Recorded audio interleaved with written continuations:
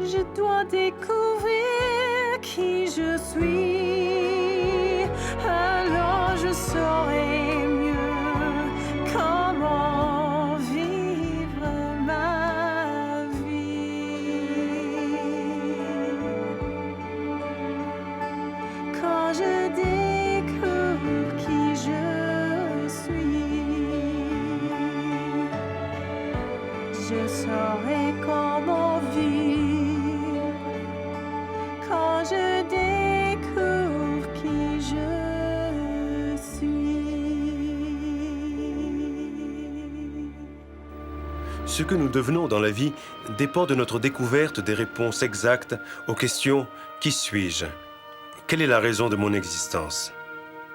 Pourquoi est-ce qu'il y a tant d'épreuves et de chagrins dans la vie ?» Le Seigneur nous donne une réponse à ces questions dans le premier chapitre du livre de Moïse. S'adressant à Moïse, le Seigneur a employé deux expressions. La première nous apprend beaucoup de choses sur la personnalité de Dieu. Il a dit de lui-même « Je suis le Seigneur ton Dieu tout-puissant, et infini est mon nom. » Que nous apprend cette phrase simple? Il est le Seigneur, il a tout pouvoir et est éternel. Ensuite, une fois que nous savons qui il est et ce qu'il est, il nous fait de grandes révélations sur nous dans une courte phrase.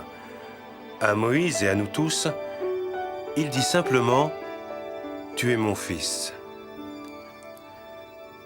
En quoi le fait de savoir que nous sommes littéralement les enfants de Dieu peut-il nous aider à savoir qui nous sommes et ce que nous pouvons devenir? Le Seigneur nous fait d'abord tourner nos regards vers lui. Plus nous en apprenons sur lui, mieux nous nous comprenons nous-mêmes et mieux nous comprenons la raison de notre présence ici-bas. Comparons-nous à cette graine minuscule. Elle ne pèse que quelques centigrammes.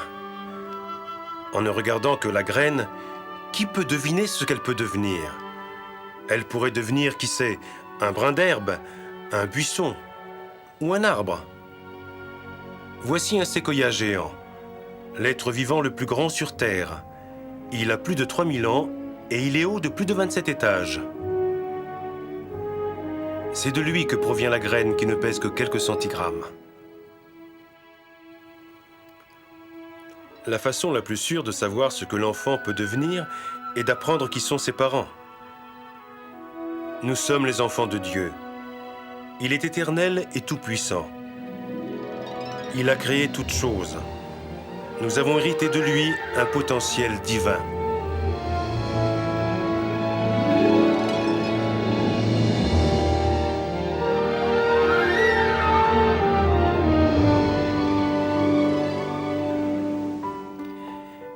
Étant enfants de Dieu, nous avons été créés à son image et à celle de son Fils unique.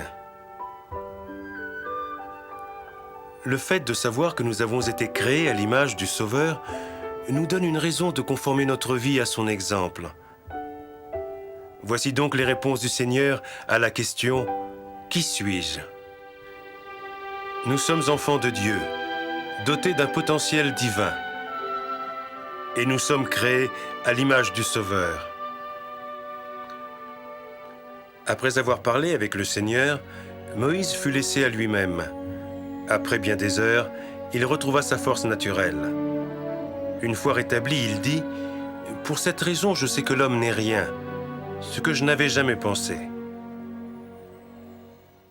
Ayant appris que nous sommes les enfants de Dieu, créés à l'image de son Fils, comment Moïse a-t-il pu dire que l'homme n'est rien? Voici l'une des plus grandes œuvres de l'homme.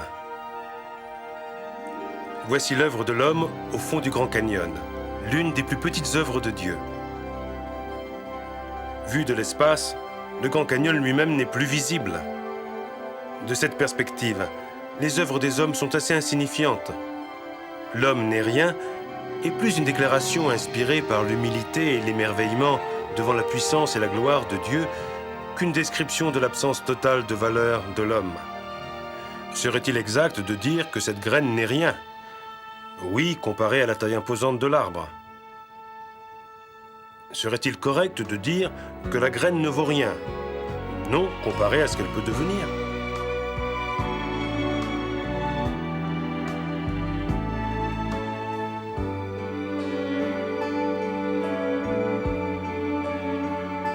Nous sommes fils et filles de Dieu, faits à l'image de son Fils unique. Cette conviction a le pouvoir de diriger nos choix, de modeler notre vie et de nous aider à atteindre notre potentiel divin. Je comprendrai ce que je peux devenir quand je saurai qui je suis.